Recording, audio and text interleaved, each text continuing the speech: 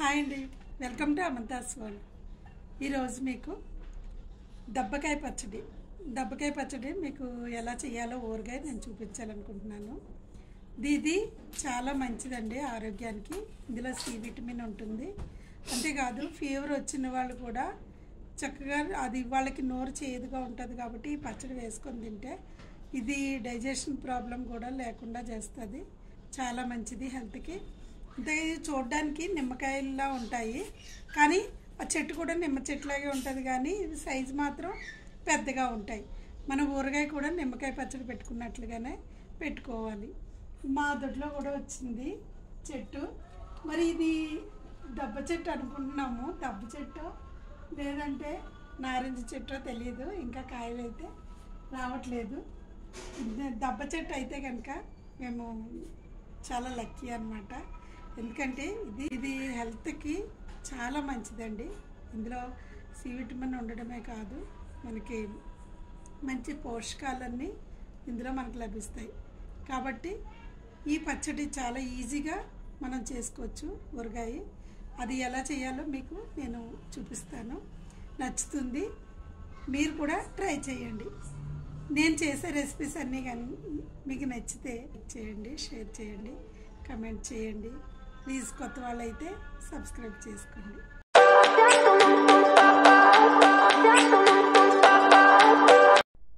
నేనైతే 4 దబ్బకాయలు తీసుకున్నాను. ఈ 4 దబ్బకాయలు కూడా 1 కిలో పచ్చడి వరకు అవుతుంది. ఎందుకంటే అంత పెద్దగా ఉంటాయి. మరి ఇవి నిమ్మకాయలాగే పచ్చడి పడతాం, కానీ ఇది అయితే కొంచెం ఎక్కువ రోజులు ఊరబెట్టవలసి వస్తుంది. అది ఎలా ఊరబెట్టాలనేది నేను మీకు చూపిస్తాను. ముందుగా చూడండి, అది కొంచెం ఎల్లో షేడ్లో ఉన్నప్పటికీ అవి కాయలు పండిపోవు, పచ్చిగానే ఉంటాయన్నమాట. అయితే వీటిని చిన్న చిన్న ముక్కలుగా మనం కట్ చేసుకోవాలి. ఎక్కువ టైం తీసుకుంటుంది కాబట్టి కొంచెం చిన్న ముక్కలు కట్ చేసుకుంటే మనకి తొందరగా ఊరుతాయి అన్నమాట. ఇలా కట్ చేసుకున్న తర్వాత ముక్కలన్నీ కట్ చేశాక వీటిలో మనం జ్యూసీగా ఉండాలి అంటే మళ్ళీ ఇందులో రసం పిండాలి. అది దబ్బకాయ పిండితే రాదండి. దబ్బకాయ మనం రసం పిండలేము. కాబట్టి ఒక 4-5 నిమ్మకాయలు, కొంచెం పెద్దవి, ఒక 4-5 నిమ్మకాయలు అయితే నేను పిండుకున్నాను. అది నేను 4 కాయలు తీసుకున్నాను కాబట్టి 5 నిమ్మకాయలు పిండాను. ఆ జ్యూస్ వల్ల ఏంటంటే మనకి ముక్క మెత్తపడుతుంది అన్నమాట. తొందరగా మెత్తపడుతుంది, మనకి జ్యూస్గా ఉంటుంది. కాబట్టి ఖచ్చితంగా అది ఈ జ్యూస్ అనేది, నిమ్మకాయ రసం అనేది పిండాలి. మనకి దబ్బకాయలో చాలా గట్టిగా ఉంటుంది కాబట్టి పిండలేము, కాబట్టి నిమ్మకాయలు తీసుకున్నా. అయితే ఇప్పుడు ఇందులో కొంచెం పసుపు ఎక్కువ వేసుకోవాలి, లేదు అంటే ఊరగాయ బూజు పట్టే అవకాశం ఉంది. పసుపు, ఉప్పు కూడా, ఉప్పు కళ్ళుప్పు వేసుకున్నాను నేను. ఇవి వేసుకున్న తర్వాత బాగా కలిపి మూత పెట్టుకోవాలి. తర్వాత 3 రోజుల తర్వాత తీసి చూసి కలుపుకోవాలి ఒకసారి. తర్వాత మళ్ళీ మూత పెట్టి ఒక 5 days వరకు మనం ఊరబెట్టుకోవాలి. ఊరిపోయిన తర్వాత పచ్చడి పట్టే ముందు ఒక 2 hours ఎండలో పెట్టాలి. ఈ విధంగా చేయడం వల్ల పాడవదు. ఇలా నేనైతే 5 రోజులు ఊరబెట్టానండి. ఊరబెట్టిన తర్వాత ఇలా అయ్యింది. ఇందులో నేను ముందుగా మెంతుల పొడి అంటే ఒక 2 spoons తీసుకున్నాను. మరీ ఎక్కువైనా ఇది కొంచెం ఒగరుగా ఉంటుంది కాబట్టి అది ఎక్కువ ఒగరయ్యే అవకాశం ఉంది. 2 spoons అయితే సరిపోతుంది. అలా 2 spoons వేసుకున్న తర్వాత అందులో మళ్ళీ కొంచెం పసుపు కూడా యాడ్ చేసుకోవాలి. పసుపు, కారం, ఉప్పు మనం చూసుకొని, ఉప్పు తక్కువైతే ఉప్పు కూడా వేసుకోవచ్చు అన్నమాట. చూడండి, నేనైతే 3 mangoes కారం తీసుకున్నానండి. నాకు 4 కాయలకి 1/2 కిలో కారం పట్టింది. ఆ 1/2 కిలో కారం అయితే కరెక్ట్గా సరిపోయిందనమాట. మనము చూసుకొని, ఎందుకంటే ఇది పులుపు కాబట్టి చాలా పుల్లగా ఉంటుంది దబ్బకాయ. మన నిమ్మకాయ కంటే పులుపు ఎక్కువ ఉంటుంది కాబట్టి కారం ఎక్కువే పడుతుంది. మనం చూసి కూడా అంచనాగా వేసుకోవచ్చండి. దీనికి పక్కా కొలతలు అనేవి కూడా అవసరం లేదు. నాకైతే కొంచెం సాల్ట్ తక్కువైంది. ఆల్రెడీ ముందే నేను కళ్ళుప్పు వేసాను ఊరబెట్టేటప్పుడే. అప్పుడు ఆ కళ్ళుప్పు అంతా ఇది ఊరేసరికి మనకి కరిగిపోతుంది అన్నమాట. ఇప్పుడు ఇంకా కొంచెం ఉప్పు తక్కువయింది కాబట్టి నేను సాల్ట్ కలుపుకున్నాను. మళ్ళీ పసుపు కూడా చిటికెడు వేసుకున్నాననమాట.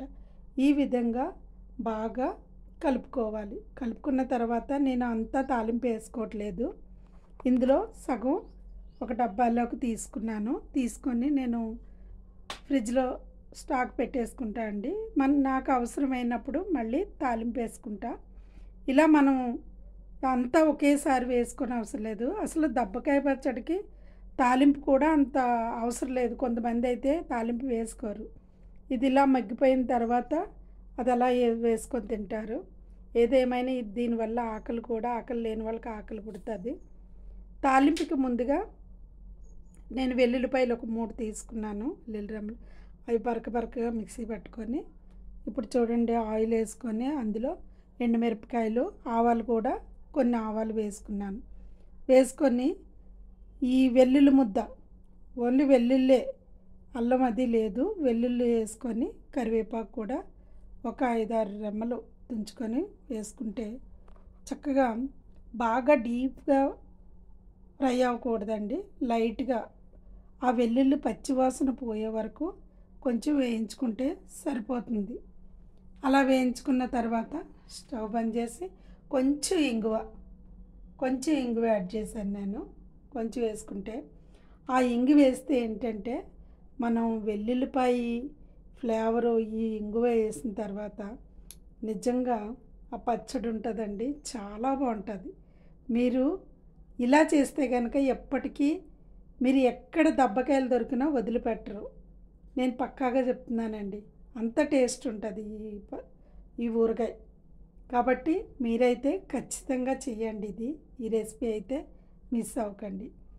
మరొక విషయం అండి, మనము ఈ తాలింపు వేసిన తర్వాత ఆ ఆయిల్ చల్లగా అయిపోవాలి. చల్లగా అయిన తర్వాతే మనం పచ్చడిలో వేసుకోవాలి. వేడుకున్నప్పుడు వేసుకోకూడదు. ఈ విధంగా చేసుకున్న తర్వాత నేనైతే వేరొక బాక్స్లోకి తీసి పెట్టుకుంటున్నాను.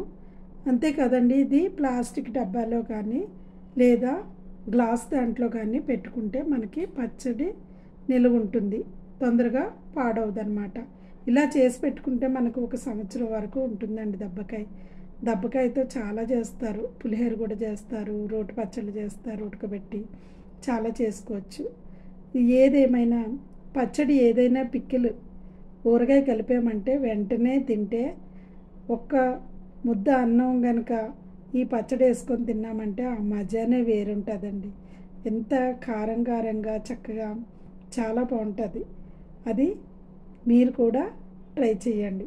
మీరు కూడా ఇలాగే వేసుకొని తిని చూడండి. Thanks for watching.